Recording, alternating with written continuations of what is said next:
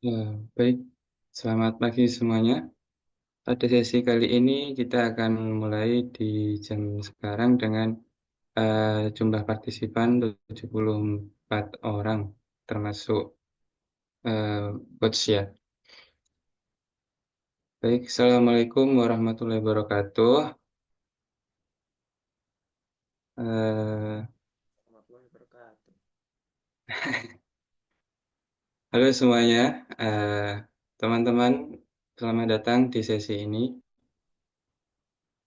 Eh, untuk sesi ini kita mungkin akan bahas beberapa hal. Yang pertama yaitu tentang, sharing dari coach ke coachee atau teman-teman semua. Yang kedua yaitu, tentang personal branding. Yang terakhir tentang LinkedIn, tentang sosial media LinkedIn. Jadi, sebelum kita mulai, mari kita kenali satu sama lain dulu. Mungkin, siapa di sini yang sudah memiliki gambaran tentang karir yang ingin dijalani? Mungkin bisa raise hand kalau ada.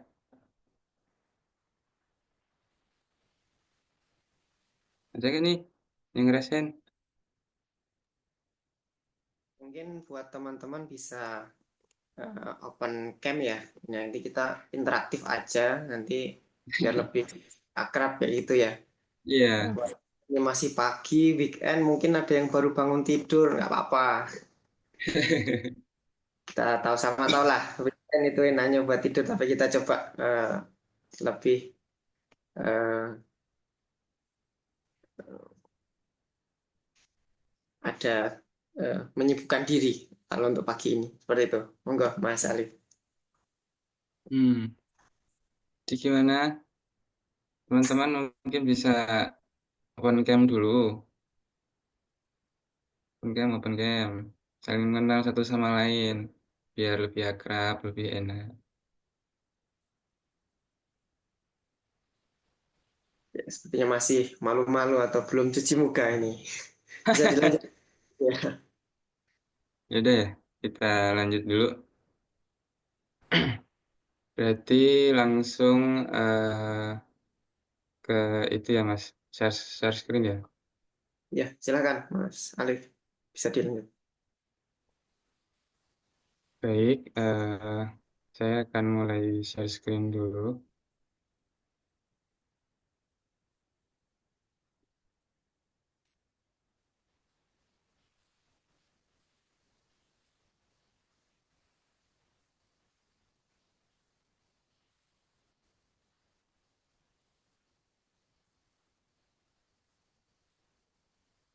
Jadi nanti tema yang akan eh, saya mainkan atau saya berikan atau saya share itu tentang mengoptimalkan LinkedIn untuk masa depan karir. Nah, ini beberapa track record saya dari tahun 2019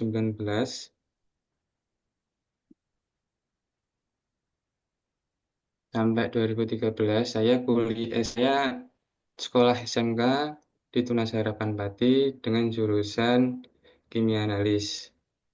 Dan saya dulu magang selama 6 bulan, dibagi menjadi dua, 3 bulan di PT Dua Kelinci sebagai QC, terus di bagian WWTP, pest control, dan yang di tempat kedua yaitu di PDAM Pati selama 3 bulan.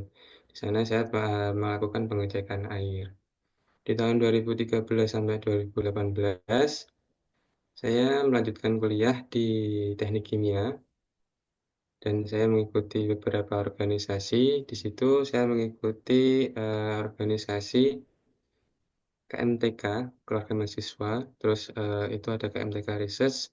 Di situ fokusnya kalau yang KMTK Research itu mengikuti lomba-lomba. Nah, terus di IAIN Solo itu fokusnya lebih ke volunteer. Jadi kegiatan-kegiatannya dulu itu sebagai volunteer untuk mengajar anak SD, gitu.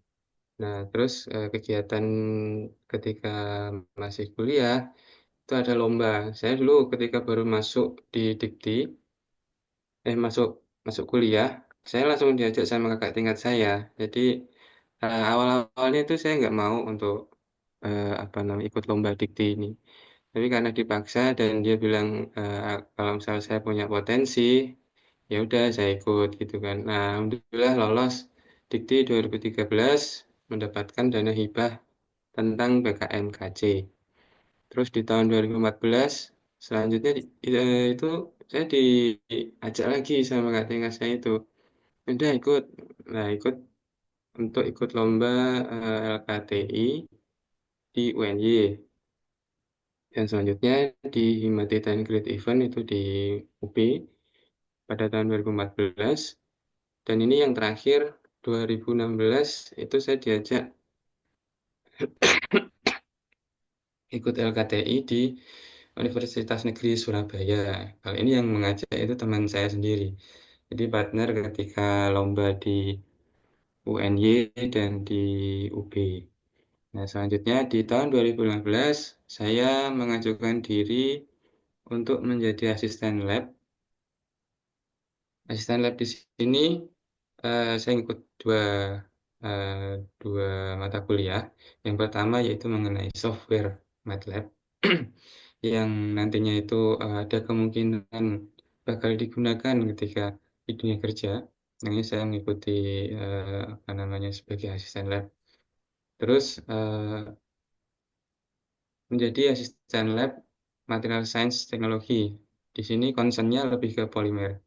Itu di tahun 2016. Nah, untuk kerja praktek ya yang seperti kita ketahui, kita di teknik, Fakultas Teknik itu ada beberapa eh, tugas besar. Salah satunya itu kerja praktek dan apa skripsi.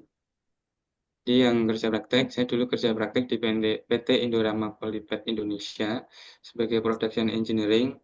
Tapi ketika di lapangan kita cuman memantau saja, jadi cuma lihat sambil belajar. Kita nggak diperbolehkan untuk terjun langsung handling dengan apa namanya kemampuan kita gitu nggak.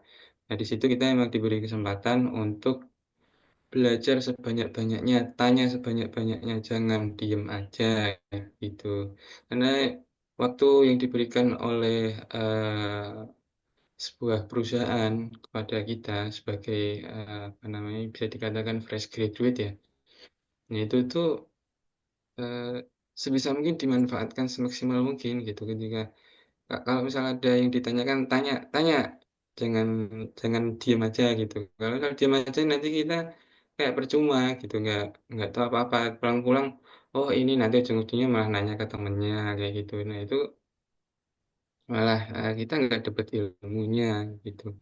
Nah untuk selanjutnya yaitu sebagai tugas akhir saya itu prarancang pabrik semen Portland. Itu di tahun 2020 sampai sekarang saya masih bekerja di PT Pardik Jaya Chemical. Nah ini eh, kita sebagai sister company dari DIC Corporation. DIC Corporation itu head head office-nya itu sebetulnya ada di Jepang. Jadi kami eh, bekerja di Japanese company. Saya masuk di PT Pabrik Jaya Chemical itu sebagai member technical atau R&D. Kalau kita yang kita tahu itu sebagai R&D istilah umumnya. Nah, saya mengerjakan tentang pembuatan resin tinta dan resin adhesif. Itu masuk di tahun 2020 sampai 2023. Setelah itu saya dinaikin jabatannya menjadi grup leader di tahun 2023 sampai 2024. Ini ditambahin job desk-nya. Jadi penambahan job desk-nya mungkin terkait administrasi. Jadi administrasi itu kita kan ada material-material banyak itu. Nah, itu di situ eh, kita bisa compile atau kita jadikan satu. Jadi kita bikin database kayak semacam gitu. Soalnya itu nanti bisa kita gunakan sewaktu-waktu ketika apa yang seniornya itu sudah pensiun atau mungkin udah resign. Nah, itu udah ada backup-nya. Jadi nggak perlu yang namanya apa menanyakan sesuatu hal di luar jam kerja gitu. Nah, untuk selanjutnya saya dipindah tugaskan ke apa seksi akrilik dan poliuretan di tahun 2024 sampai 2005. Terus untuk yang paling kanan itu adalah kegiatan di 2020 sampai sekarang. Eh, kegiatan kegiatan sewaktu bekerja. Di tahun 2020 saya di diminta sama atasan saya untuk belajar tentang presentasi. Nah, kalau misalkan kita diminta seperti itu sama atasan kita, kita ikutin aja. Soalnya ya mungkin suatu saat ilmu itu bakal berguna untuk kita, gitu. Terus untuk di tahun 2022 itu saya mengikuti beberapa webinar, terutama tentang soft skill. Jadi ketika kita bekerja pun kita harus tetap meningkatkan soft skill kita, pengetahuan kita tentang dunia luar. Jadi jangan sampai kita itu gaptek dan nggak tahu apa-apa. Nah, ketika kita udah keluar di apa namanya di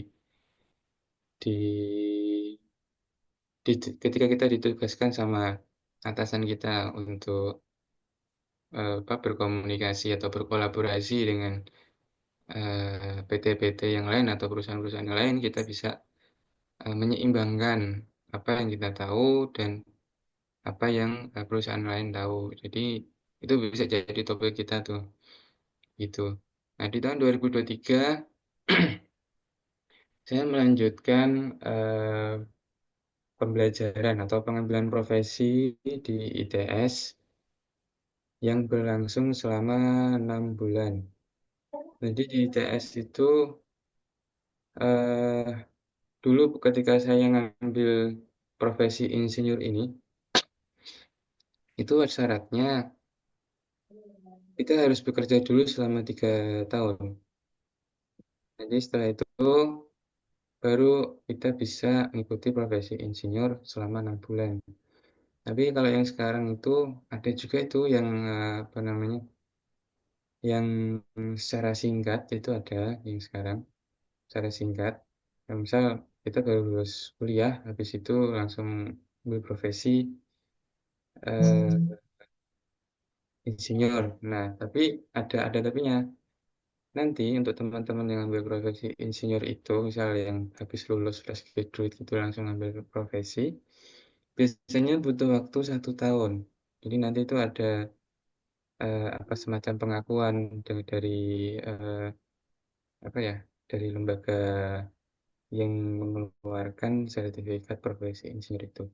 Nah, untuk kegiatan yang lain di tahun 2023 saya juga mengikuti eh, semacam seminar gitu tentang education trainer. Dan terakhir di tahun 2024 saya ditunjuk untuk mengikuti training basic coaching skill di tempat saya kerja. Mungkin itu aja pengenalan dari saya.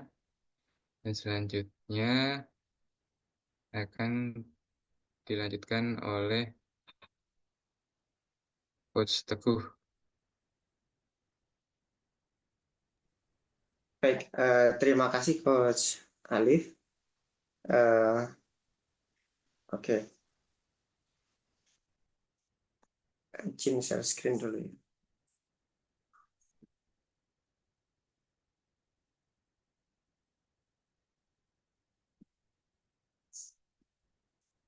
Oke, suara saya terdengar ya?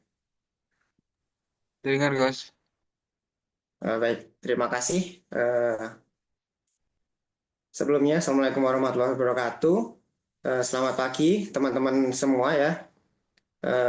Pada kesempatan kali ini, saya dan Mas Alif di sini ditugaskan oleh eh, Alumni Career Employer Center UMS. Di sini kami sebagai coach ya.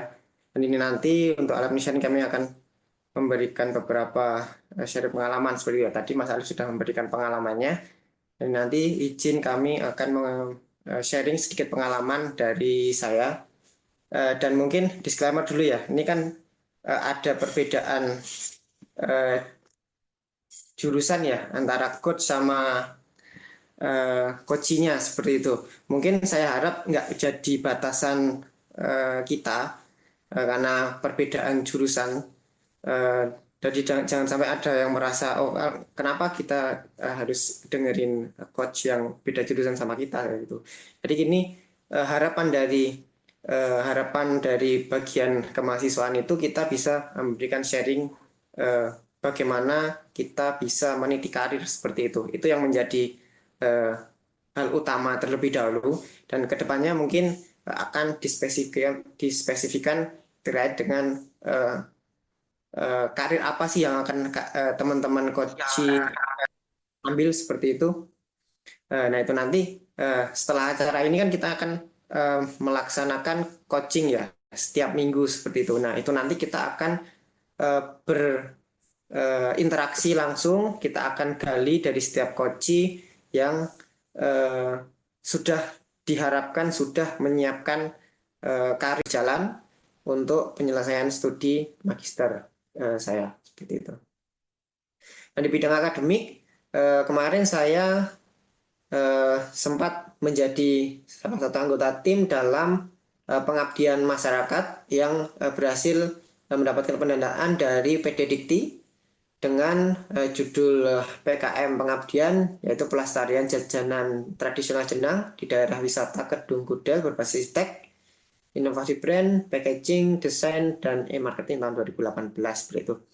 Nah, portofolio ini bisa dibilang secara garis umum ya, sebenarnya masih banyak sekali mungkin yang saya lakukan. Ada pengalaman kepanitiaan, ada pengalaman-pengalaman mengikuti pelatihan, seperti itu yang saya ikuti mengikuti selama menjalani pendidikan sarjana di Universitas Muhammadiyah Surakarta. Ada juga program-program atau kegiatan pengabdian yang dilakukan oleh organisasi yang saya ikuti, seperti itu. Sedikit sharing terkait dengan perjalanan karir saya. Kebetulan saya lulus S1 itu di tahun 2019. Di tahun 2019 saya lulus S1 di bulan Januari 2021 saya lulus dan pada saat saya lulus kebetulan ada satu kendala administrasi di bagian prodi yang mengakibatkan kelulusan kami ditunda seperti itu. Harusnya jika selesai studi di Januari itu kan Maret itu sudah bisa wisuda seperti itu ya. Maret itu periode ketiga itu harusnya sudah bisa wisuda, tapi karena ada kendala wisuda kami itu ditunda sehingga kami baru mendapatkan ijazah itu di Juni 2019. Nah, di 2019 itu setelah saya selesai studi, saya merasa uh, kosong seperti itu ya. Saya sudah selesai kuliah, tapi tidak ada kegiatan lagi, ijazah belum ada sehingga saya mau apply dengan ijazah S1 itu juga eh, nggak bisa. Maka di 2019 itu selesai studi saya coba cari peluang dengan apply magang di beberapa perusahaan salah satunya di Bank Jateng seperti itu dengan ijazah SMA. Alhamdulillahnya 1 bulan seleksi saya diterima di Bank Jateng sebagai frontline seperti itu di pelayanan. Untuk di pelayanan ini saya sekitar 1 tahun. Nah, 1 tahun saya setelah selesai di Bank Jateng dan setelah mendapatkan ijazah ya di bulan Juni saya juga mulai apply beberapa pekerjaan dengan ijazah S1 dan di sini merupakan mungkin bisa dibilang perjalanan karir yang sedikit berat ya, karena di tahun 2019-2020 itu di mana pandemi COVID itu sedang puncak-puncaknya seperti itu. Kami di pertengahan tahun 2019 sampai 2020 awal itu coba apply di beberapa perusahaan, sempat mengikuti beberapa seleksi, dipanggil seleksi, tapi karena memang ada kendala COVID, sehingga beberapa eh, proses seleksi yang kami ikuti itu ditunda seperti itu. Sampai akhirnya ada yang tidak diteruskan seperti itu. Tapi di 2020 untuk seleksi kami di CASN ya, di Kementerian Perhubungan, alhamdulillah diteruskan, tapi dengan jangka waktu yang cukup lama seperti itu. Standar itu untuk CASN itu biasanya kan 5 sampai 6 bulan. Tapi bisa di tahun saya mendaftar itu 1 tahun baru selesai untuk pendaftaran CASN. 2020 ini saya masuk sebagai analis SDM aparatur eh, di Kementerian Perhubungan, Badan Pengembangan SDM Perhubungan. Nah, di karir SDM ini yang paling saya ingat, kesan pertama ketika saya masuk ke kantor itu adalah saya lapor ke pimpinan saya, dan pimpinan saya itu mengatakan, bertanya kepada saya secara langsung, kamu masuk sebagai analis SDM sudah punya sertifikasi kompetensi apa, seperti itu. Nah, pada saat saya masuk itu saya masih kosong seperti itu. Saya hanya berbekal ijazah waktu masuk CASN kayak gitu, seperti itu. Dan saya pikir itu cukup. Tapi ketika saya masuk dan ditanya oleh pimpinan saya seperti itu, saya merasa saya perlu eh, menggali lebih dalam lagi untuk eh, bidang yang saya tekuni ini seperti itu. Sebagai analis SDM, saya diarahkan oleh pimpinan saya untuk mengikuti beberapa sertifikasi kompetensi yang mungkin tadi di awal sudah saya sampaikan. Di awal saya mengikuti sertifikasi kompetensi di staf SDM dan juga rekrutmen dan seleksi seperti itu. Sampai akhirnya terus berjalan sampai 2022 saya ada diberikan kesempatan untuk mengikuti uji sertifikasi kompetensi untuk menjadi asesor kompetensi seperti itu. Dan setelah setelah selesai, alhamdulillah saya bisa lulus uji kompetensi sebagai asesor kompetensi, dan asesor yang menguji saya memberikan rekomendasi saya untuk diberdayakan seperti itu pada LSP MSDM Universal Surabaya. Dan sampai saat ini, alhamdulillah saya sudah meningkatkan kompetensi di bidang sumber daya manusia sampai ke level manajer SDM seperti itu. Dan di 2025 kemarin kami melihat ada peluang untuk dapat mengembangkan atau dapat untuk berbagi pengalaman kepada teman-teman mahasiswa di UMS sebagai career coach seperti itu. Dan untuk saat ini saya aktif di tiga untuk fokus pekerjaan saya. Yang pertama di Kementerian Perhubungan sebagai analis SDM, dan untuk asesor kompetensi dan career coach ini bisa dibilang freelance seperti itu ya, untuk di Sabtu dan Minggu.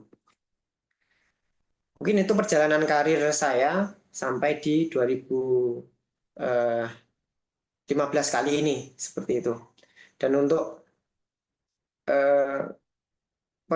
perkembangan karir atau perjalanan karir itu yang menjadi catatan bagi saya adalah, walaupun kita sudah katakanlah sudah masuk di dalam satu institusi atau kita sudah mendapatkan pekerjaan, bukan berarti kita berhenti belajar seperti itu.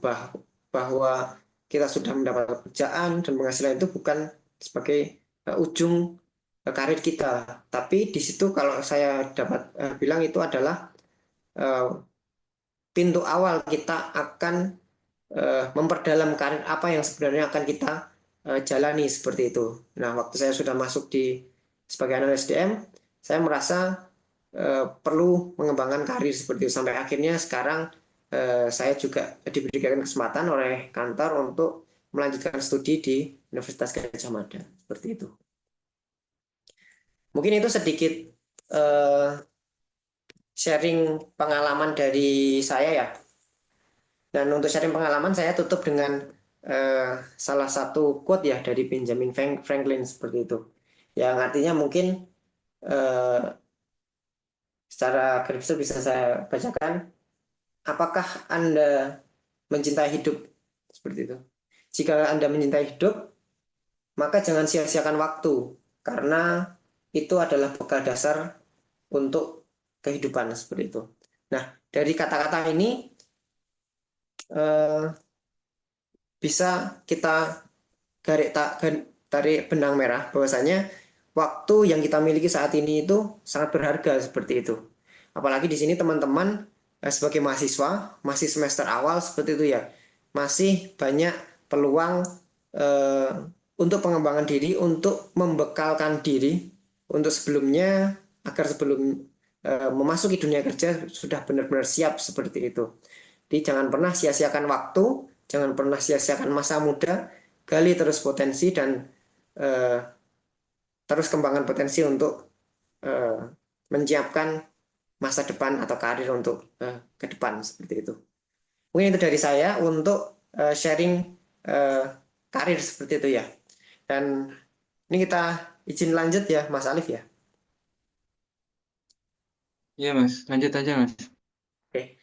Eh, Sebelum kami memasuki ke materi selanjutnya ya, ini nanti boleh saya minta tanggapan ya dari teman-teman. Nanti saya akan memberikan 3 slide pengantar sebelum materi.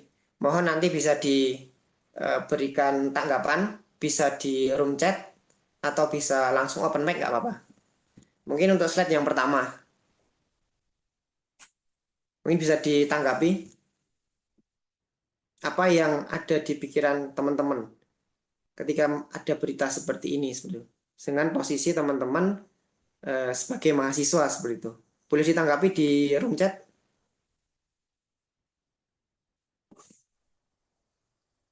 Ayo, ditanggepin yuk.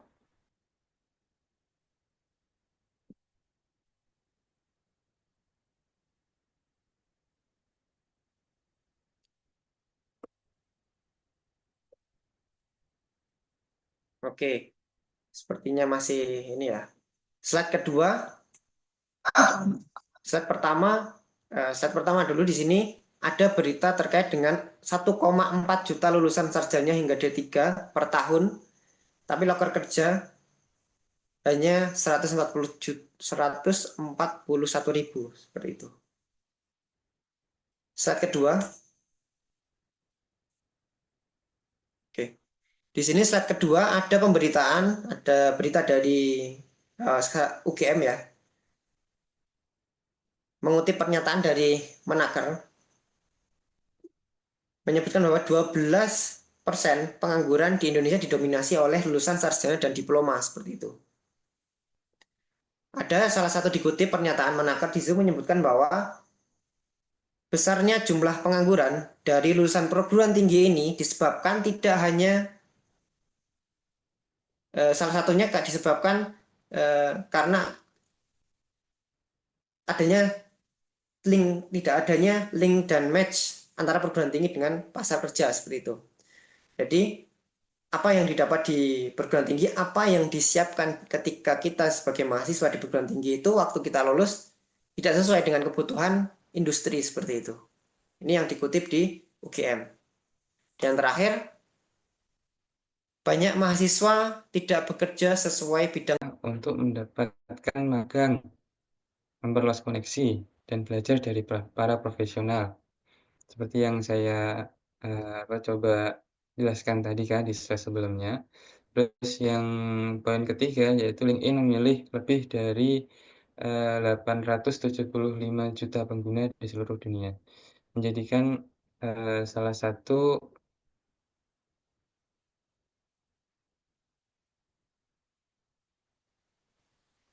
bentar, bentar.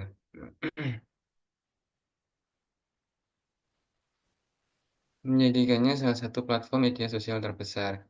Nah, terkait dengan poin satu, kenapa jaringan LinkedIn itu merupakan jaringan profesional yang menguntungkan jutaan pengguna? Ya, karena itu tadi sedikit sharing yang saya sempat ditawarin pekerjaan di Cina dan di tahun 2002 tiga itu saya sempat juga tuh ditawarin kerjaan di Abu Dhabi. Di Abu Dhabi sebagai apa chemical juga, chemical R&D gitu. Nah, kalau yang di apa namanya di China itu sebagai chemical sales gitu ya. Nah, untuk yang poin kedua akan saya coba jelaskan sedikit. Teman-teman di sini kan banyak yang arsitek, arsitek terus sipil. Ya mungkin saya belum tahu banyak tentang arsitek maupun sipil, tapi ada beberapa teman saya yang dulu waktu kuliah itu apa ada yang mereka mendirikan CV sendiri di apa di semester 3 kalau nggak salah, semester 3 apa semester 4 gitu. Mereka bikin bikin CV sendiri dan selanjutnya itu ya eh, pada intinya jangan sampai teman-teman itu nanti malah kayak semacam apa, jeda kuliah gitu, kalau misal mau jadiin CV sendiri kayak gitu. Jadi diatur waktunya. Itu nanti juga masuknya dalam manajemen itu ya, manajemen dalam manajemen waktunya teman-teman gitu. Ketika teman-teman misal magang, justru kalau teknik sipil sama arsitek banyak loh magangnya itu. Jadi teman-teman magangnya apa aja nggak apa-apa gitu, nggak harus jadi drafter. Intinya gitu ya, nggak usah jadi apa, nggak usah yang harus jadi drafter gitu. Nggak harus. Jadi ketika kalian misal jadi admin nih, magangnya kan ya namanya juga belum ada ilmu ya, belum ada pengalaman tentang apa sih itu teknik sipil, apa sih itu konstruksi, apa sih itu apa namanya struktur bangunan dan lain sebagainya itu. Jadi teman-teman itu bisa masuk ke bagian admin mungkin. Nah, nanti ketika teman-teman masuk di bagian admin, teman-teman itu bisa sambil belajar. Kan karena teman-teman magang kan, magang sambil kuliah. Nah, itu teman-teman pasti bisa sambil belajar itu nanti nanya-nanya tuh ke apa namanya ke pegawai-pegawainya sana. Pak, gimana sih Pak? Kok bisa jadinya kayak gini? Ini hitung-hitungannya komponennya harus berapa banding berapa ya Pak? Terus untuk struktur ini bisa dari apa namanya bahannya apa? Baja atau mungkin bajanya yang diameter berapa dan lain sebagainya. Tuh. Terus untuk yang poin ketiga eh di LinkedIn, di sosial media LinkedIn, kita itu bisa mencari apapun itu bentuknya. Kalau misal kita mau belajar tentang apa diagram alir, misal diagram alir, pembuatan apa namanya diagram alir, pembuatan suatu gedung, itu biasanya ada nanti expert-expertnya itu bisa apa namanya bisa menjelaskan secara detail. Nah, teman-teman bisa istilahnya kayak mencuri tapi bukan mencuri ya, soalnya itu kita menghisap, menghisap menghisap ilmunya expert-expert yang ada di LinkedIn tuh. Jadi nggak nutup kemungkinan nggak harus orang Indonesia, soalnya di sana itu internasional kelasnya gitu. Nah, untuk slide selanjutnya yaitu LinkedIn untuk karir profesional. Langkah pertama yaitu bangun profil LinkedIn yang profesional dan menarik perhatian para perekrut. Profil kita itu adalah branding kita. Jadi apa yang kita tampilkan di LinkedIn, itulah kita gitu. Jadi tampilkanlah kita seprofesional mungkin, jangan yang apa namanya, misal dari foto ya jangan yang apa namanya, jangan yang asal-asalan gitulah. Kalau bisa, misal minimal pakai dasi gitu kan, pakai dasi atau apa namanya, ya casual, casual tapi tetap formal gitu. Jangan yang terlalu formal banget. Kalau formal banget kadang ada juga sebuah perusahaan itu yang nggak suka. Tapi ketika kita casual gitu kan, terus apa bajunya casual, terus backgroundnya gitu, backgroundnya jangan yang putih, biru, merah kayak gitu tuh nggak usah. Jadi ya bebas aja gitu. Yang penting tetap rapi, dan formal, gitu ya. Terus isinya itu ya sebisa mungkin dibikin rapi, jangan sampai, apa namanya, kayak, perekrut itu mau ngerekrut teman-teman kesusahan gitu. Soalnya ini orang, apa namanya, ini orang itu sebetulnya apa sih yang dia punya, gitu. Jadi perekrut terus langsung, "Ah, udah dilewatin aja lah," gitu. Nah, untuk ya poin kedua, yaitu temukan beragam pekerjaan dan magang yang sesuai dengan minat dan kualifikasi Anda. Nah, di LinkedIn itu adalah bursa kerja online. Ya, mirip-mirip kayak Jobstreet ya. Mungkin teman-teman juga udah pada tahu tentang Jobstreet. Di LinkedIn itu ada yang part-time, ada yang work from home, ada yang full-time.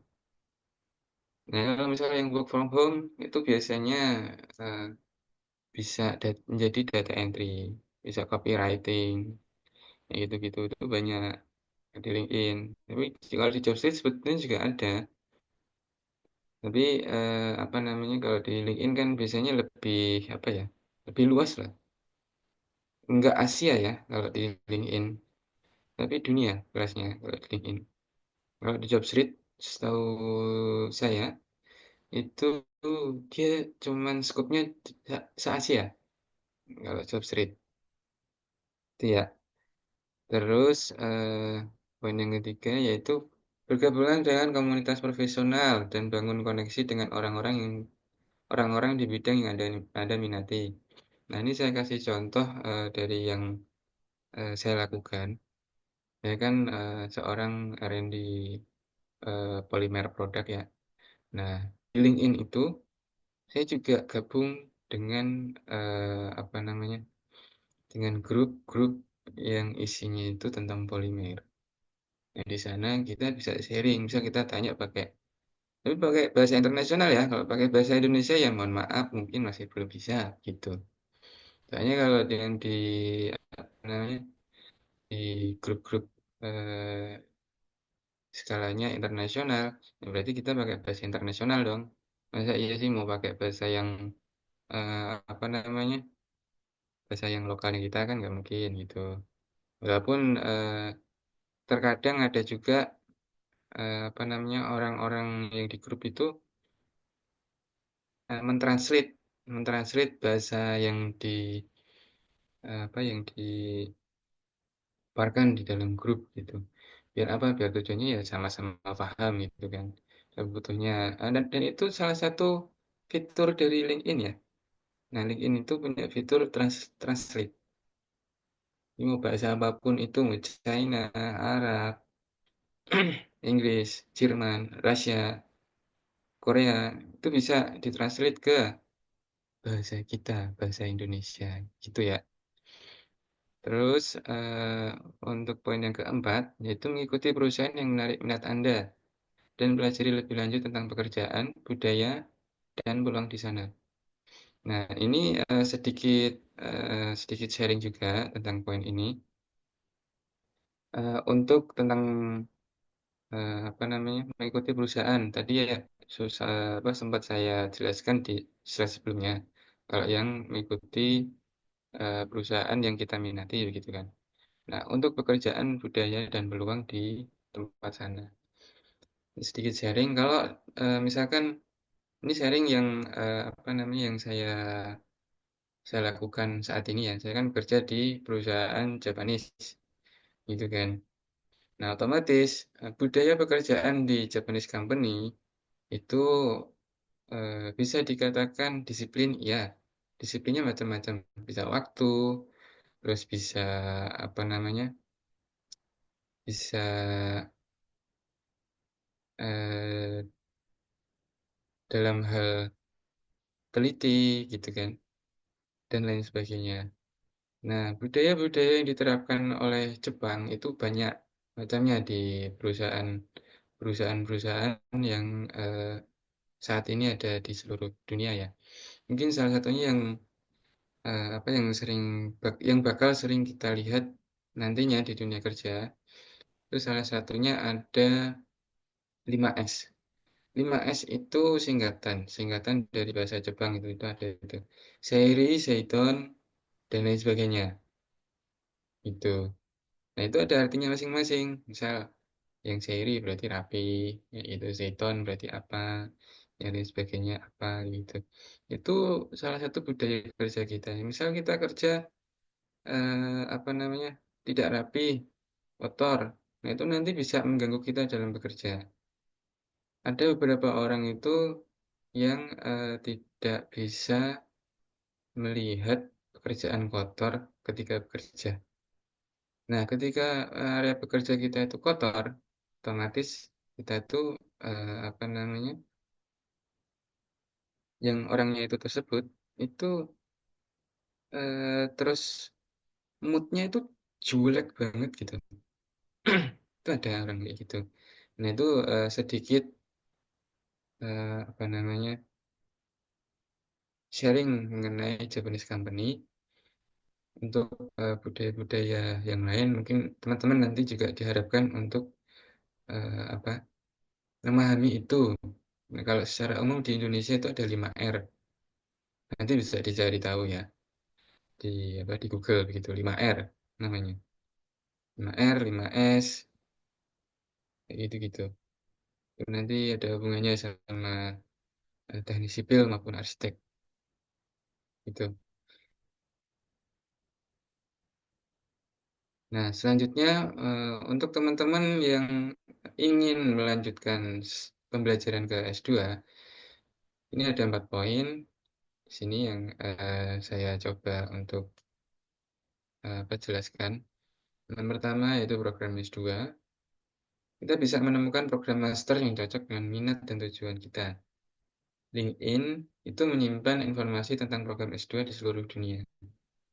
Tapi nggak menutup kemungkinan apabila kita itu sering ikut dengan apa, misal kita eh, udah bikin account LinkedIn nih. Nah, nanti di sana ada event-event tuh. Biasanya event-event tentang S2, S3, kayak gitu-gitu tuh banyak. Nah, nanti coba tuh diklik aja. Di sana nggak ada spam kok. Soalnya sebetulnya LinkedIn itu dunia HR. Dunianya HR sama HR itu eh, apa ya? Seorang itulah rekruter, rekruter pekerjaan gitu ya. Nah, nggak ada spam di sana. Sama orang-orang profesional doang yang ada di LinkedIn biasanya. Itu.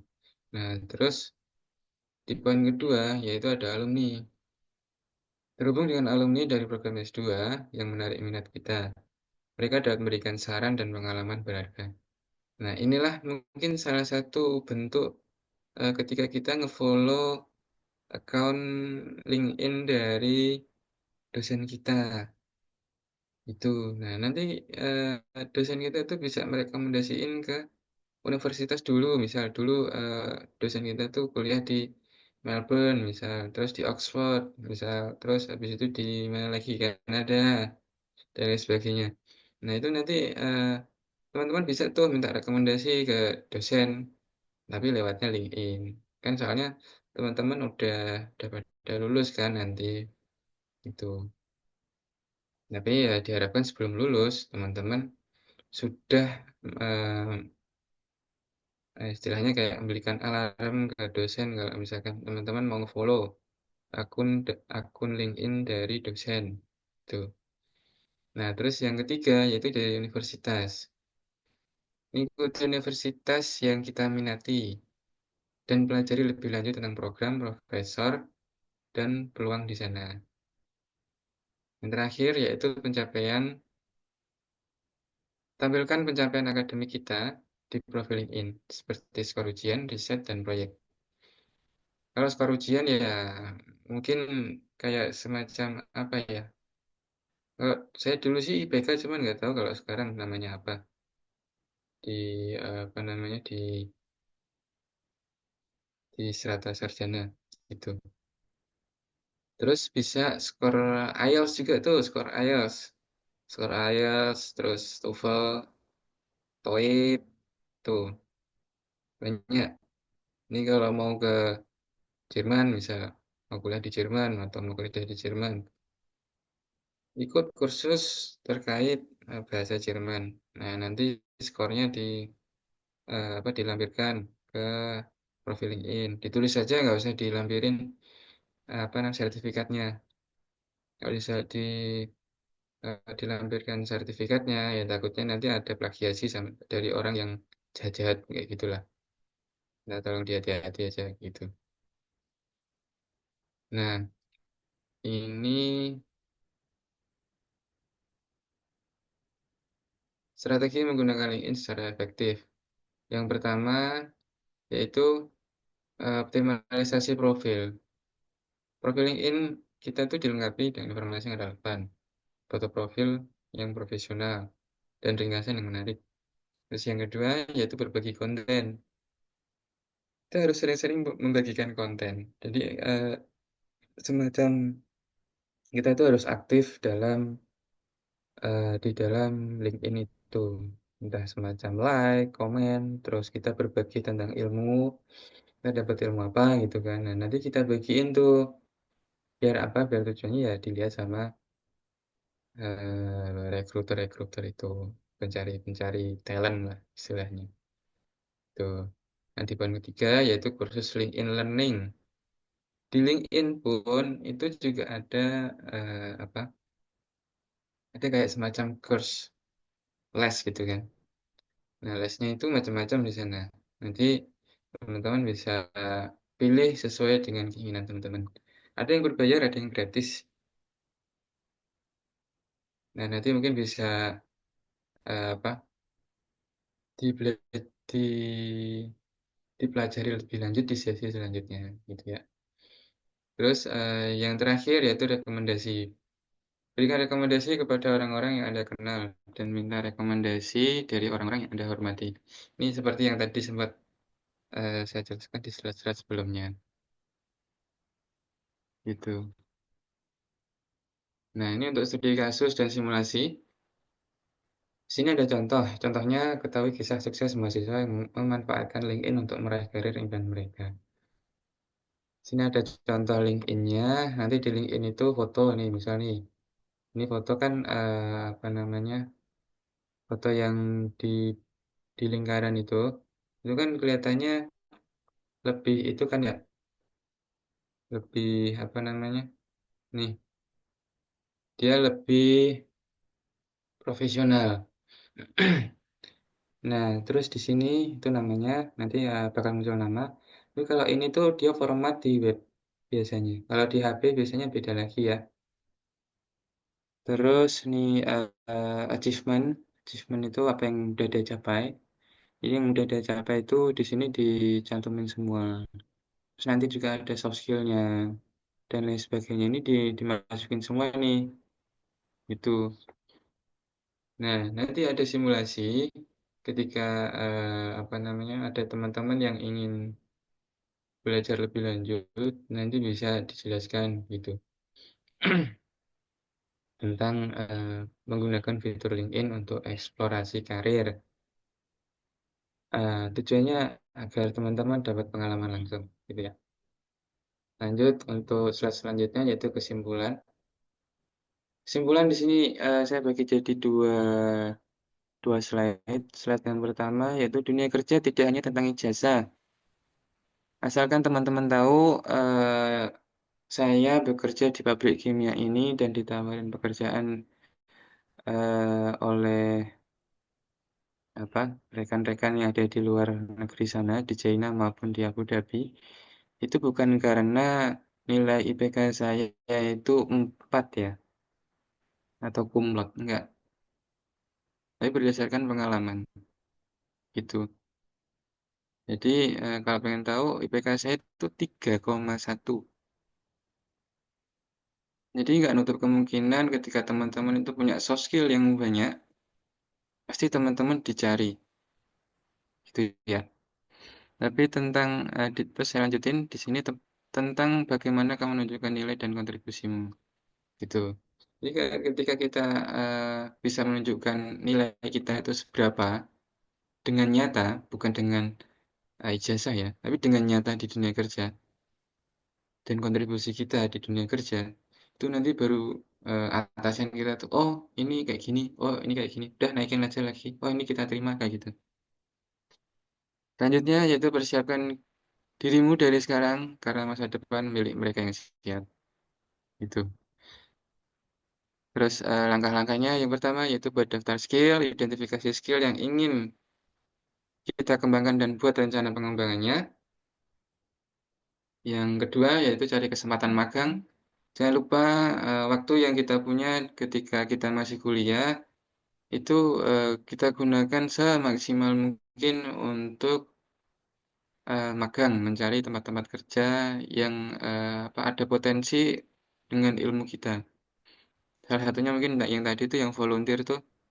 Yang volunteer sebetulnya kalau di BUMN itu banyak dibutuhin itu volunteer. Jadi itu tandanya kita punya sisi apa kayak gitu, sisi yang apa peduli dengan teman atau peduli dengan sesama dan lain sebagainya. Itu ya. Selanjutnya yaitu memperbarui profil LinkedIn. Jadi ketika kita apa mengikuti training yang baru, webinar yang baru, seminar yang baru, apapun itu yang baru, boleh kita update. Nggak harus langsung diupdate gitu, nggak. Tapi ya late post juga nggak apa-apa. Yang penting diupdate gitu.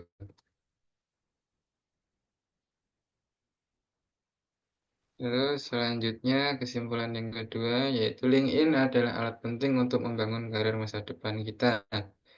Optimalisasi profil, berbagi konten, dan membangun koneksi adalah kunci keberhasilan di LinkedIn.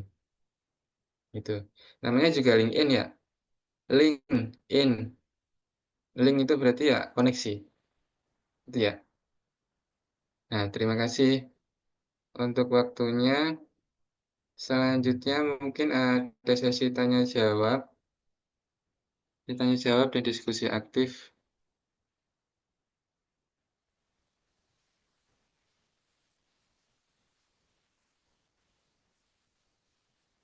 Silakan dari Coach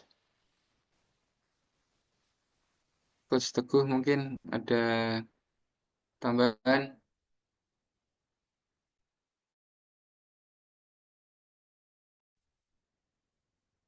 Eh, Mungkin tambahan ya berkaitan dengan eh, kegiatan karir coaching ini seperti itu. Karir coaching ini kan di UMS itu baru mulai ini seperti itu ya. Mungkin dulu waktu eh, saya dan Mas Alif ini berkuliah masih belum ada itu yang namanya kegiatan coaching karir ini seperti itu. Dan melihat atau berdasarkan pengalaman kami setelah lulus coaching karir itu memang eh, perlu seperti itu dan eh, bisa menjadi wadah yang benar-benar membantu kita sebagai mahasiswa karena dalam pengalaman kita waktu lulus kita nggak tahu tuh kita mau kemana sebelum kita nyari informasi sendiri seperti itu dengan acara coaching hari ini memang diharapkan teman-teman di sini bisa eh, aktif seperti itu ya dalam eh, membangun dalam mempersiapkan karir teman-teman ke depan seperti itu dari bagian kemahasiswaan sepertinya kan sudah memberikan timeline ya buat teman-teman untuk atau tahap-tahap yang perlu teman-teman siapkan dari semester awal sampai besok di semester akhir itu apa seperti itu ya. Nah, semisal nanti teman-teman di dalam proses eh, penyiapan seperti itu, mungkin kalau untuk ini mungkin 1 tahun ini ya, 1 tahun ke depan ya Kak Alif ya, untuk coach yang pertama ini ya, Iya, untuk yang iya, untuk pertama ini mungkin untuk 1 tahun ini di 2 semester mungkin akan bersama saya dan Coach Alif. Untuk saya yang di teknik sipil dan Coach Alif yang di arsitektur seperti itu. Dan nanti bisa ditanya banyak tanya-tanya, banyak misal ada yang mau tanya terkait karir atau mau tanya terkait studi lanjut, kira-kira mau kalau mau persiapan itu apa yang perlu disiapkan, silahkan tanya.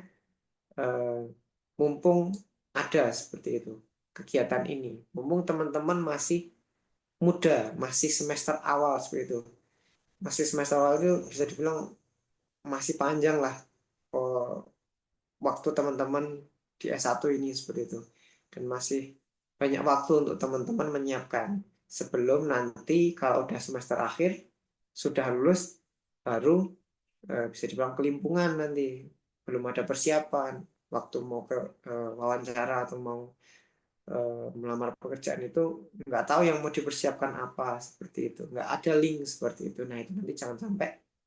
Harapan dari kampus bagian kemahasiswaan adalah teman-teman sudah siap ketika nanti eh, selesai studi di Universitas Muhammadiyah Surakarta.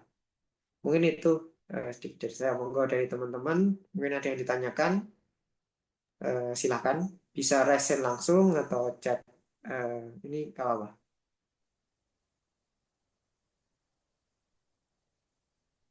Oh itu Coach Teguh tuh ada yang bertanya lewat chat mungkin bisa dijawab nanti apa kita kolaborasi menjawabnya ya.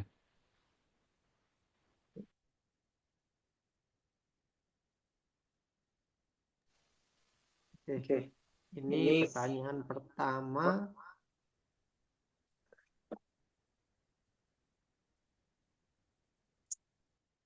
Oke, ini pertanyaan pertama dari eh, Muhammad Harka.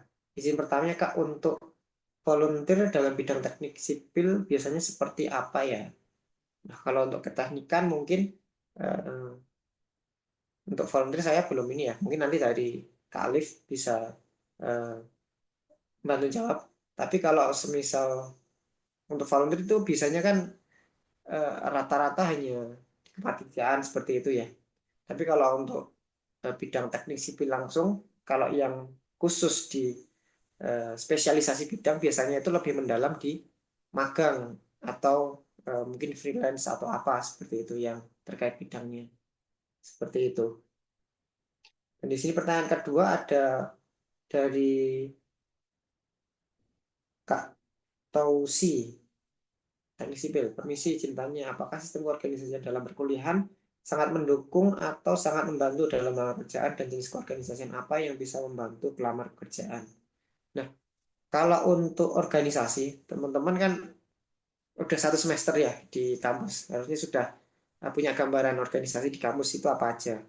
Nggak salah kan, kalau nggak berubah strukturnya kan di kampus itu ada eksekutifnya, ada BEM, legislatifnya ada DPM, ada himpunan, ada unit kegiatan mahasiswa seperti itu ya.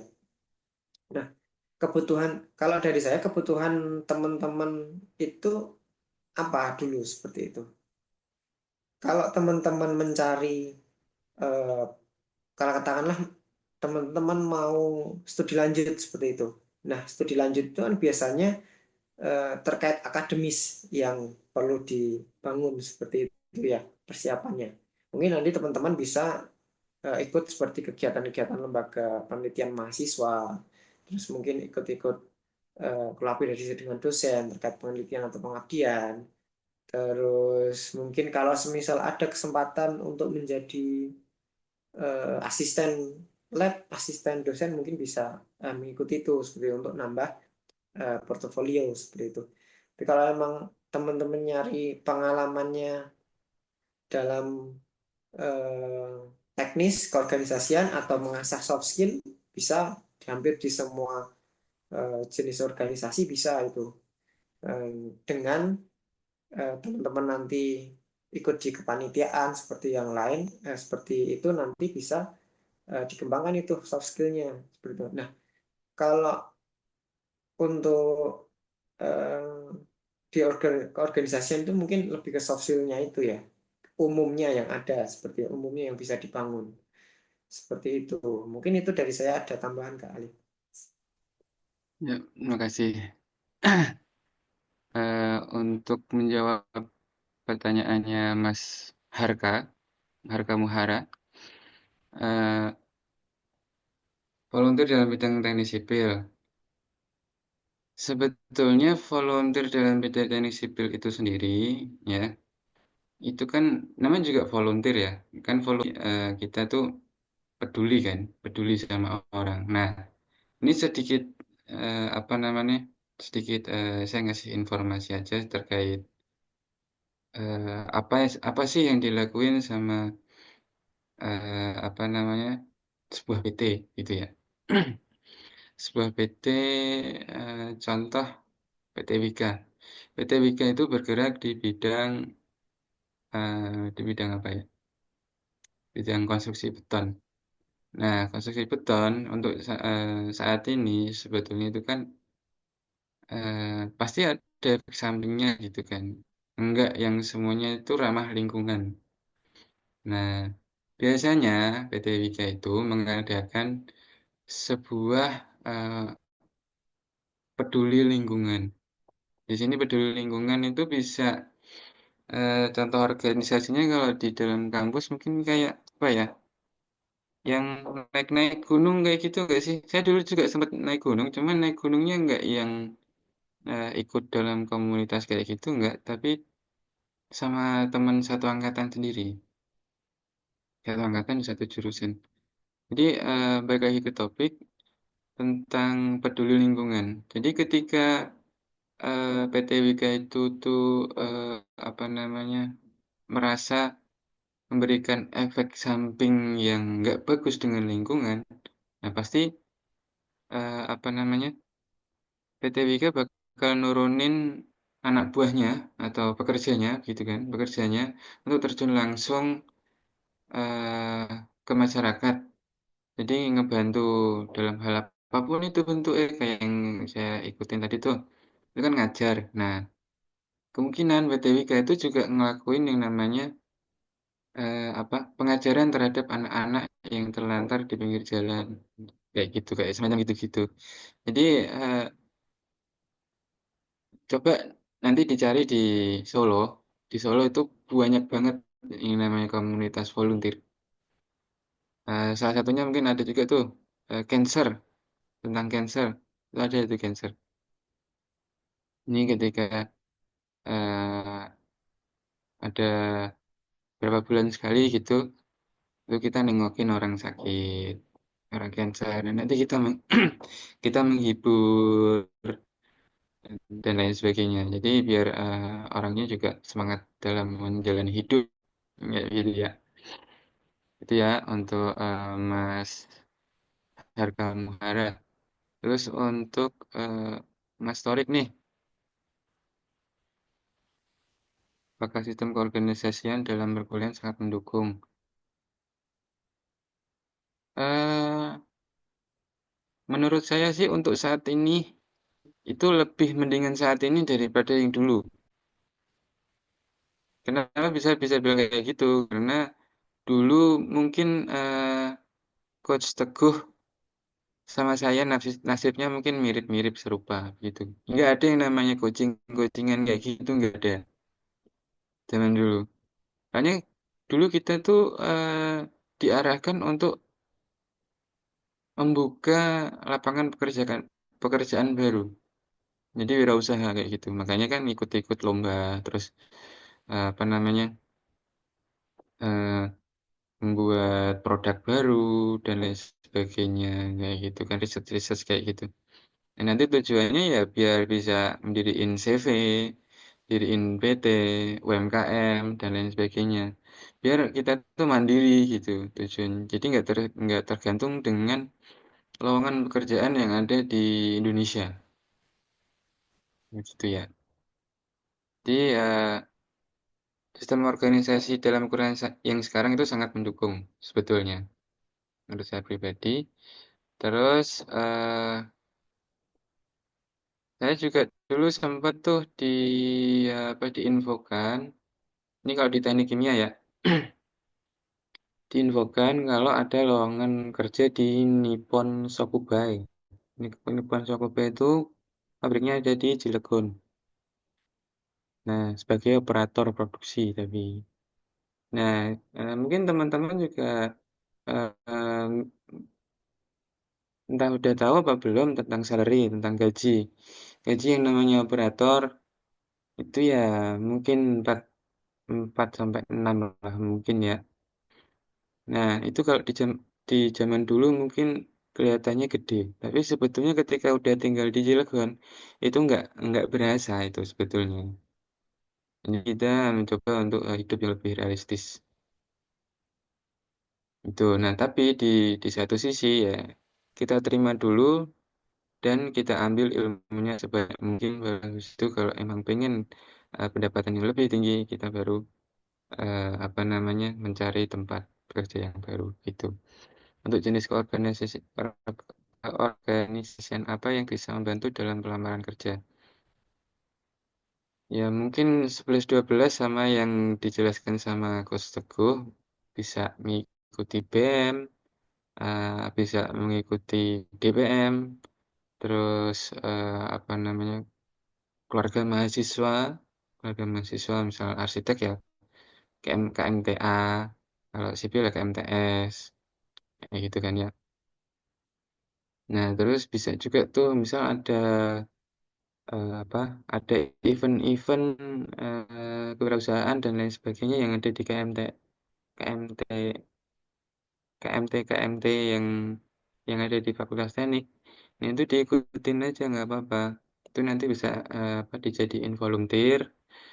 Mungkin ada yang volunteeran kayak gitu. Kita ikut aja. Nah, nanti kita cantumin tuh. Dan jangan lupa kita minta bukti fisik kalau tentang apa namanya organisasi maupun sebagai volunteer. Bukti fisik itu kayak gimana, Kak? Ya kayak semacam apa sertifikat gitulah ya. Semacam sertifikat kalau misalnya kita itu volunteer, kita itu anggota apa namanya? Anggota organisasi ini gitu. Itu ya. Mungkin ada feedback dari teman-teman, silahkan kalau ada.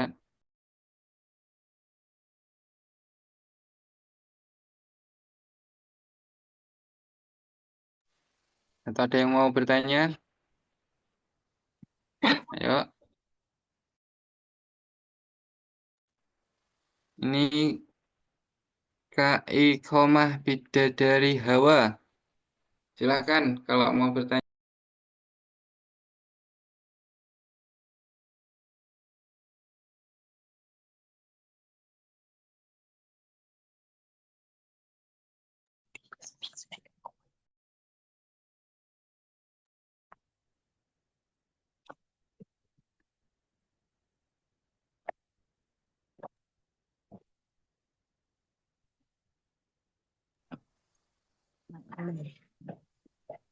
Nah, Hasbi ini sudah mic nih seperti ini.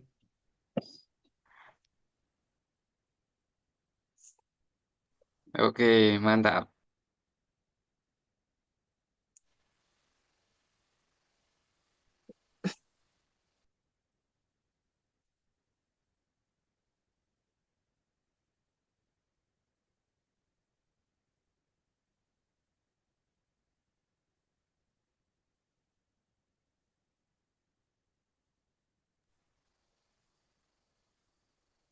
Ayo, yang mau bertanya, yuk. Mumpung kalian dikasih kesempatan untuk bertanya, mungkin terkait yang lain juga boleh. Ya, mungkin sembari menunggu sedikit Hmm, cerita. Kemarin kan saya dan Coach Alif bersama dengan coach yang lain kan kita sudah pernah dikumpulin ya. Dan ada beberapa eh, masukan dari teman-teman coach terutama yang eh, memang benar-benar perjuangannya di dalam mencari pekerjaan seperti itu. Bagaimana sulitnya mencari pekerjaan eh, yang ketika masuk memang ternyata di dalamnya itu eh, banyak relasi seperti itu. Katakanlah ya dari alumni kampus A gitu. Jadi relasi itu memang sangat berpengaruh ya, kemarin diceritakan. Maka dari itu harapannya nanti bisa eh, dipakai juga untuk forum ini. Dan yang kedua yang menjadi catatan kemarin itu karena tadi sempat ditanyakan juga terkait dengan eh, bagaimana Organisasi. pengalaman di kampus itu bisa membantu dalam melamar pekerjaan ya. Kemarin juga disampaikan ada salah satu coach itu menyampaikan bahwasanya magang itu sangat penting seperti itu ya. Magang itu sangat penting karena perusahaan saat ini itu bisa dibilang cari matangnya seperti itu, cari yang emang sudah punya pengalaman di bekerja seperti itu. Minimal orang yang masuk ke dalam dunia kerja itu sudah tahu lingkungan pekerjaan itu seperti apa, seperti itu. Nah, itu bisa didapatkan dari magang seperti itu. Nah, kalau untuk saya sendiri, saya bisa dibilang waktu lulus itu sangat merasa kurang seperti itu dalam hal portofolio diri. Saya magang. Dulu itu di Fakultas Ekonomi, di zaman saya, itu tidak ada kewajiban magang itu. Jadi kita nggak magang pun juga nggak masalah seperti itu. Saya pun jadi salah satu yang kemakan itu. Saya nggak ikut magang seperti itu. Tapi setelah saya eh, selesai dari S1 ternyata portofolio itu penting, magang, terutama magang dalam eh, membangun kepercayaan dari perusahaan yang kita tuju, bahwasanya kita itu sudah pernah punya pengalaman loh, katakanlah di bidang jabatan A yang akan kita tuju. Kemarin saya sudah magang di sini, saya pernah ada gambaran di sini seperti itu. Mungkin itu ya terkait penyiapan eh, profil portofolio diri juga magang menjadi salah satu hal yang penting buat teman-teman. Nah, mumpung masih semester 2 masih punya banyak waktu, jika memang nanti ada kesempatan untuk magang atau mungkin bisa eh, nyambi katakanlah bisa freelance di pekerjaan-pekerjaan yang mungkin bisa eh, yang bisa membantu portofolio atau bisa membantu menyiapkan karir teman-teman, ambillah seperti itu. Nggak ada ruginya teman-teman ambil seperti itu. Dan itu nanti bisa jadi bekal yang bagus buat teman-teman. Mungkin itu sedikit dari saya. Ada lagi mungkin yang mau tanya, feedback atau mau ngobrol aja, open mic bisa langsung. Ya, open mic, ayo open mic. Ini waktunya kurang 20 menit lagi loh. Ayo,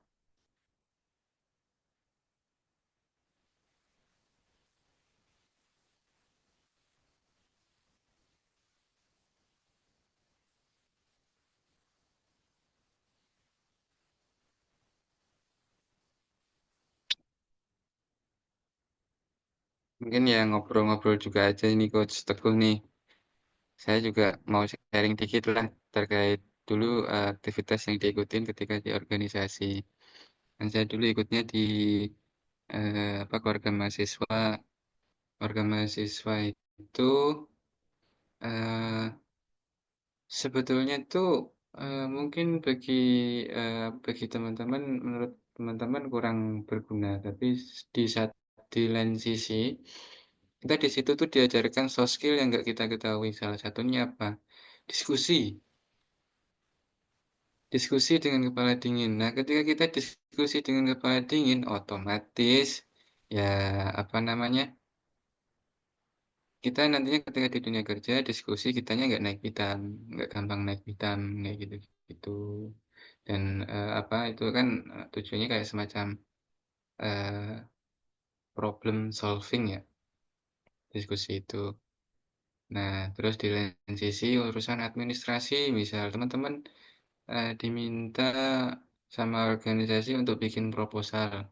Itu nanti kepake ketika di tempat kerja yang berhubungan dengan Excel kayak gitu-gitu, terus Word kayak gitu. Itu juga nanti bakal kepake di tempat kerja. Terus ini ada yang nanya nih dari teknik sipil di chat dari Mas Riko Fajar Saputra. Jadi lebih baik ikut lomba-lomba atau magang? Ikut semua. Jangan satu-satu, jangan pilih salah satu, ikut semua. Lomba itu membuka cakrawala kita dengan dan teman-teman yang apa ya, masih sepantaran sama kita, seangkatan sama kita. Jadi kita di sana itu bisa sharing wawasan di sana. Terus kalau magang, nah magang sama lomba itu kan beda. Lomba itu kan berarti kita mempelajari suatu hal yang baru. Kalau magang itu bukan hal yang baru, tapi rutinitas yang baru buat kita, ya. Tapi kita ada mentor. Mentornya yaitu yang orang-orang atau lingkungan kita yang lebih berpengalaman dari kita. Jadi nanti kita diajarin kayak semacam sekarang ini nih, sesi kayak sekarang ini. Ini kan ya Coach Teguh, terus saya itu kan semuanya kan udah bekerja, kita punya pengalaman juga. Jadi kita sharing kayak gitu-gitu. Nah, kalau ya untuk sesi saat ini karena mungkin apa namanya background kita eh, banyak yang nggak nyambungnya sebetulnya, tapi jangan diambil yang apa tentang backgroundnya, tapi ilmunya dalam apa namanya dalam menyelesaikan sebuah masalah kayak gitu-gitu. Terus apa yang kita punya untuk mencapai apa titik di mana apa kita sudah capai kayak gitu-gitu. Itu ya. Siapa ini mungkin ada coach Teguh mau nambahin nih. Ya, sedikit tambahannya. Benar, saya sependapat sama Coach Alif ya. Ambil semuanya sebetulnya. Karena kita nggak tahu besok kita masuk ke lingkungan kerja yang seperti apa. Kita nggak tahu eh, apa yang akan kita butuhkan besok waktu di pekerjaan atau waktu melamar itu nggak ada nggak ada yang tahu yang benar-benar dibutuhkan spesifiknya seperti apa seperti itu. Tapi yang bisa kita lakukan sekarang adalah ketika ada peluang kita ambil seperti itu. Jangan sampai sia-siakan peluang. Kalau memang jadi eh, mungkin ini ya sedikit pengalaman aja. Kemarin mungkin buat yang mau studi lanjut S2 juga ya. Kalau mau studi lanjut S2, apalagi ini nanti mau ke luar negeri, cari beasiswa seperti itu. Nanti kan pasti, pasti ada sesi wawancara, pasti ada disuruh nulis isai seperti itu. Nah, pengalaman-pengalaman itu nanti eh, akan jadi cerita tersendiri yang bisa teman-teman bagiin di isai teman-teman nanti. Pengalaman saya belum ngambil S2 sekarang sedang jalan dan saya tidak pernah terfikir untuk ngambil S2 waktu saya S1 seperti itu. Nah, waktu saya sudah masuk dunia kerja, saya tahu dinamikanya seperti apa, ada peluang juga untuk S2, saya ambil seperti itu. Nah, waktu saya daftar, kebetulan saya eh, ke LPDP ya. Di situ ada diminta untuk menyusun isai seperti itu. Diminta untuk menyusun isai kontribusi. Nah, kontribusi sama ada namanya personal statement seperti itu. Personal statement itu kaitannya dengan bisa dibilang bagaimana pengalaman teman-teman dalam kondisi-kondisi tertentu. Nah, itu nanti diceritakan apa yang teman-teman bisa lakukan dan eh, pernah berada pada posisi apa seperti itu. Itu nanti bisa di sharing di situ. Nah, waktu wawancara juga nanti ditanya bagaimana pengalamannya, bagaimana perjuangan karirnya. Apalagi nanti kalau fresh graduate langsung mau lanjut S2, nah kalau nggak ada yang diceritain mau nulis apa seperti itu. Nah itu mungkin itu dari sedikit dari saya. Ya, terima kasih Coach Teguh. Selanjutnya ini mungkin kita masih ada waktu 10 menitan lagi. Mungkin teman-teman udah pada absen belum? Ayo absen dulu yuk. Absen dulu.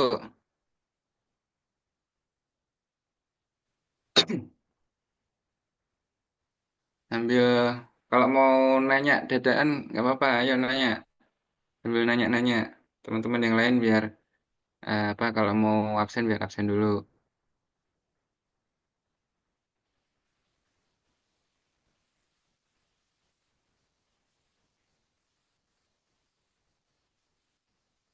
Oh ya, sama-sama Mas Riko Fajar Saputra.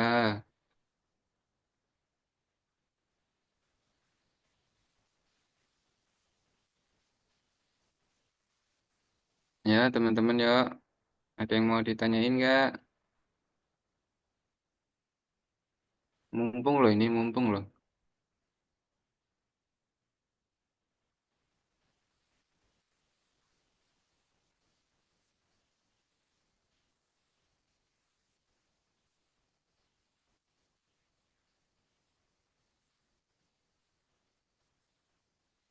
Atau mau di itu aja nih Coach Teguh nih, apa namanya? Ditembak langsung orangnya aja nih, biar orangnya nanya. Kalau nggak mau ditunjuk aja ya. Ini bolehlah satu Ya, orang lah menutup ya. ini sesi kita. Ayo, arsitektur satu, terus sipil satu nanti. Oke. Arsitektur.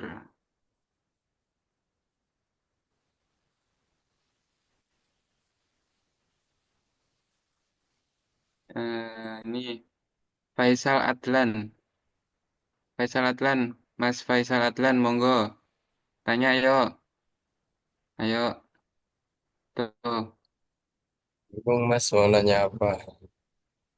Kok bingung? Nggak usah bingung. Lu nanya apa aja. Emang dulu masuk arsitek tujuannya apa coba? Ayo. Bentar Mas, tak mikir dulu. Oh siap, ditunggu.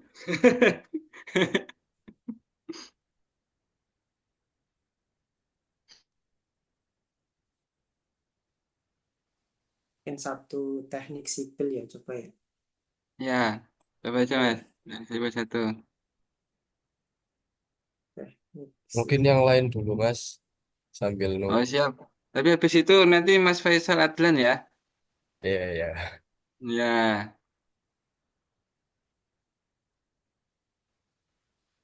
Sip.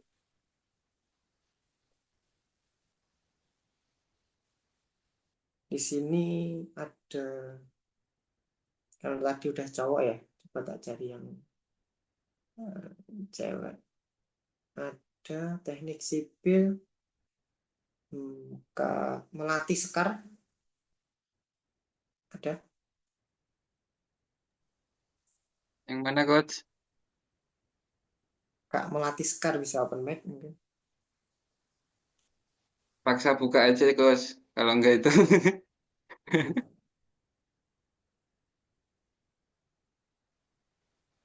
Oh, mungkin ini Tekan. ada yang tanya nih, Kak Harga. Oke. Mungkin Kakak berkenan open mic nggak? Ngobrol langsung aja. Ya, ayo pernah yuk. Ngobrol sebentar aja, kita nutup sambil nunggu sampai pukul setengah 12. Ya, Kak makanya Harga, santai aja nggak apa-apa. Memang ngobrol sama Mas, udah nggak apa-apa. Nggak usah takut. Kalau sama dosen takut, nggak apa-apa. Bapak kita Tapi nggak kalau ngasih. sama Mas, nggak usah.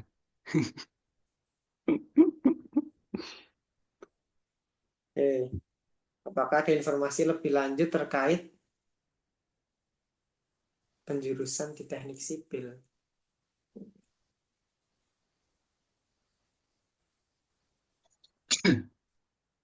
Halo, tes. Oh ya, ayo Mas Ya RK. Kak, jadi untuk ini ya Kak barangkali dari alumni ada informasi. Soalnya saya masih belum mendapatkan informasi gitu terkait penjurusan untuk teknik sipil. Kedepannya kan ada berbagai macam bidang ya, ada geoteknik ataupun di jalan dan sebagainya ya Kak. Nah itu apakah ada informasi terkait hal tersebut untuk lebih lanjutnya gitu Kak? Oke, coba saya jawab ya Coach Teguh ya. Sebetulnya kalau penjurusan di teknik sipil itu, kalau setahu saya sih penjurusan itu hampir di semua jurusan ada penjurusan. Nah, biasanya itu kan di apa namanya? mm, Penjurusannya itu dimulai dari semester 3, setahu saya. hampir di semua jurusan loh ini, nggak cuman teknik loh ya. Itu dimulai dari semester 3. Jadi untuk Mas Harka Muhara, ini tuh kalau terkait dengan perkuliahan kayak gitu. Cuman kalau terkait dengan dunia kerja, di dunia kerja itu nggak semuanya sesuai dengan apa yang kita inginkan. Itu ya, Mas Harka. Makasih. Mungkin Coach Teguh tuh mau nambahin. Iya, sedih ya. Ya, terkait dengan penjurusan, ya benar dari setiap setiap prodi memang ada penjurusan ya. Kalau teknik sipil di UMS itu saya masih belum eh, mendalami ya. Tapi di sini sepertinya ada terkait terkait ini, ada yang terkait geoteknik, hidro, manajemen konstruktif seperti itu ya. Nah, ya sebenarnya terkait penjurusan nanti tergantung kebutuhan dari teman-teman sih. Kebutuhan dan teman-teman minatnya di bidang apa.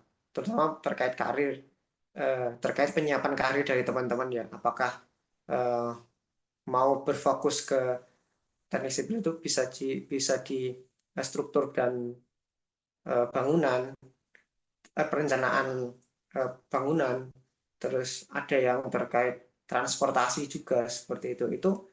Itu bisa jadi pilihan teman-teman seperti itu. Nah, teman-teman nanti mau ke eh, bidang yang mana yang mau didalami seperti itu.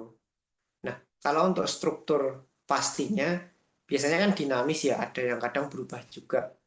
Nanti tinggal tinggal lihat perkembangan dari prodi teknik sipil saja. Ketika nanti dibuka, nah teman-teman nanti tinggal sesuaikan sama eh, kebutuhan teman-teman seperti itu.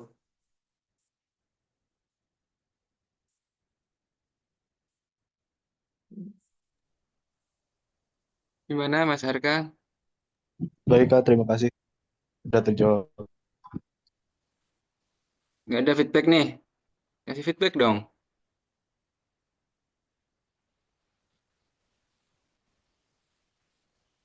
Terus tadi dari eh, teknik arsitektur, mana Fadlan? Mas Fadlan, open mic. Ya Mas, Ayo. ya izin bertanya Mas. Hmm, Dalam eh, untuk anak arsitektur ya Mas, ya. kan kita anak arsitektur. Nah, dalam sebagai mahasiswa arsitektur itu dalam kampus itu lebih untuk meningkatkan pengalaman di bidang arsitektur itu em, organisasi itu penting atau enggak Mas? Atau mungkin lebih penting untuk kita sebagai mahasiswa arsitektur mengikuti magang atau sayembara gitu Mas? Ya, ya. Oke, terima kasih pertanyaannya. Eh, jadi sebetulnya itu gini, organisasi itu penting loh. Tapi kan ya balik lagi ke kitanya kan. Kita tuh maunya nanti bekerjanya itu di bidang yang kayak gimana. Bidang arsitek, memang benar-benar arsitek atau apa namanya kan ada juga kan yang nantinya jadi yang apa yang drafter itu loh, drafter doang, tapi perusahaannya itu bukan apa namanya, bukan bidang arsitek, maksud nggak? Ya Mas. Nah, kayak gitu. Terus kita pengen S2 atau kita pengen apa? Pengen melanjutkan pendidikan. Jadi itu tergantung kitanya nanti milih yang kayak gimana. Kalau misalkan organisasi menurut saya itu Iya. penting.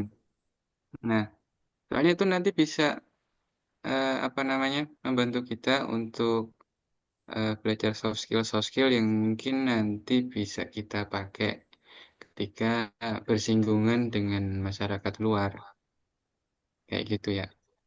Jadi Iya. tetap penting sih organisasi,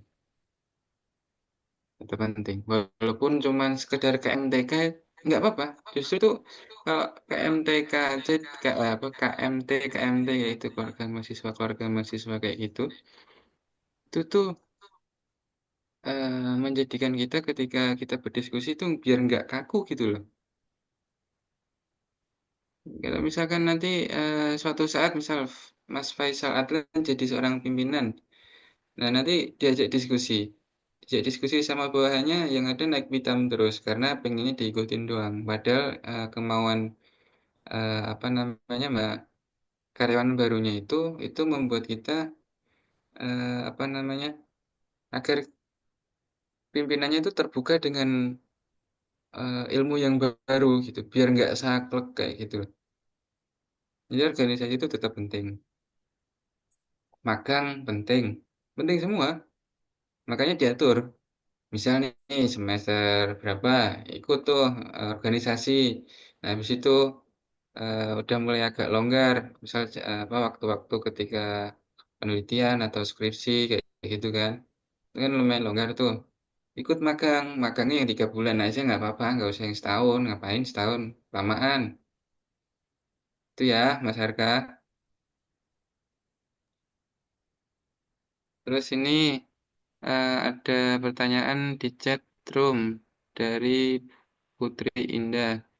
Izin bertanya Kak, saya kan kemarin sempat kerja praktek 2 bulan dan di akhir saya sempat diberi penilaian terhadap tata bicara dan komunikasi saya. Sedangkan saya lahir besar di Papua, jadi keikut tata bicara dan kultur bicara di sana. Itu merupakan salah satu ketakutan saya di dunia kerja. Takut nggak bisa punya relasi ke depan. Gak usah minder ya, buat apa namanya teman Mbak Kak Putri Indah, nggak usah minder. Karena apa namanya ya, ya diseringin aja belajar bahasa Indonesia dengan baik dan benar kayak gitu. Eh, mentalnya, mentalnya itu juga dinaikin lagi mentalnya. Jadi biar nggak apa namanya, ya kayak semacam saya nih, saya kan orang Jawa Tengah dan kerja di daerah Tangerang. Awal saya kerja di Tangerang itu eh, kalau ini sih lebih ke kayak budaya, lebih ke culture ya. Jadi bukan tata bahasa. Tata bahasa bisa aja.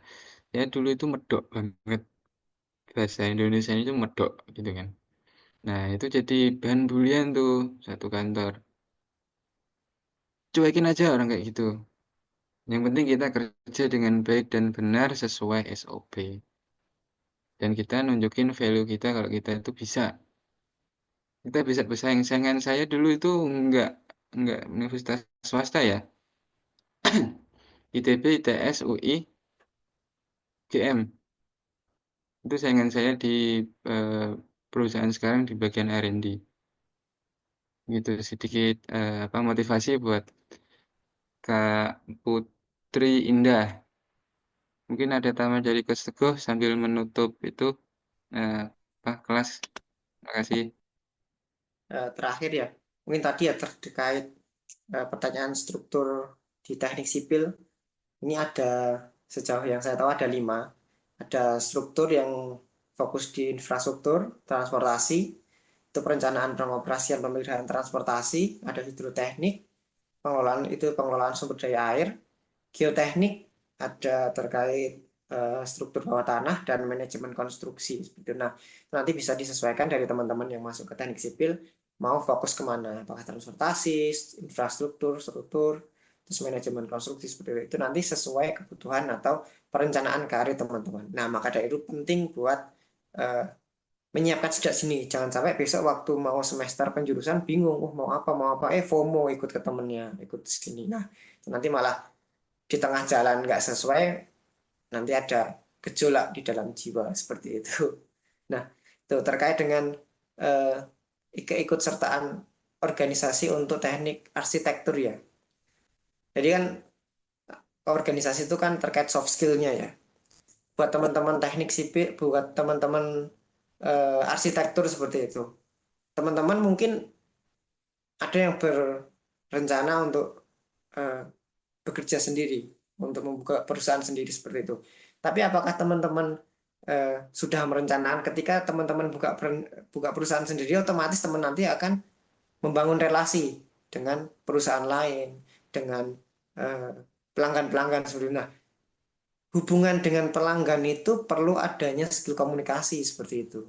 Kemampuan kita mendeliver apa yang kita rencanakan, apa yang kita punya ke pelanggan itu perlu diasah seperti itu. Nah, pengalaman saya sendiri, saya dapat itu dari organisasi seperti itu. Di mana nanti di organisasi ada diskusi, ada bagaimana kita menyampaikan pendapat, dan yang itu nanti akan ada pembiasaan di situ. Dan yang paling penting ini, di organisasi, di kampus itu kan kita masih belum berhubungan langsung dengan karir kita ke depan seperti itu.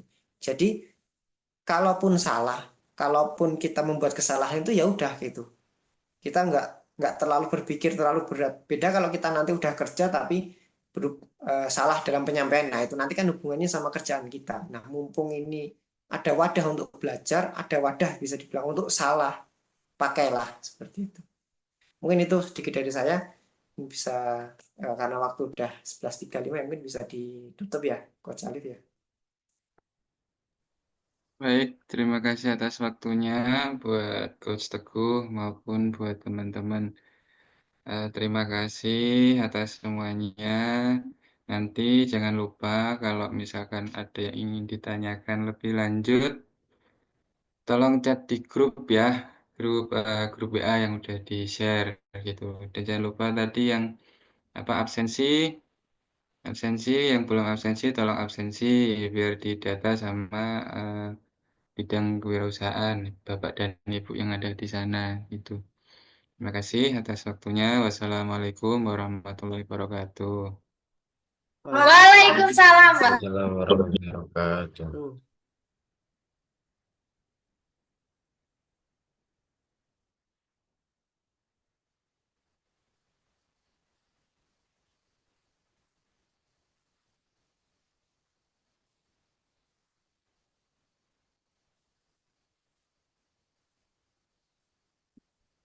Terima kasih Coach Alif dan teman-teman izin live ya.